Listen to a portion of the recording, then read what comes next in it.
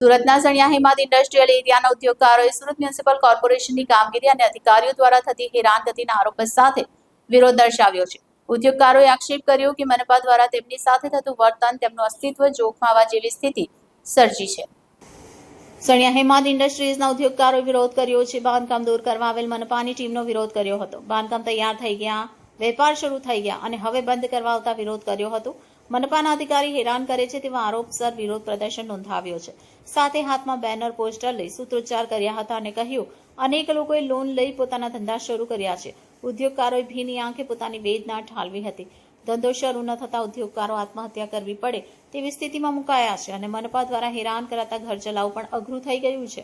અનેક ઉદ્યોગકારોએ ઘર અને જમીન પરના રૂપિયા ધંધામાં લગાવ્યા છે। આજુબાજુની સોસાયટી દ્વારા ખોટી રીતે અરજી કરી હોવાના આરોપ સાથે વિરોધ પ્રદર્શન નોંધાવ્યો છે।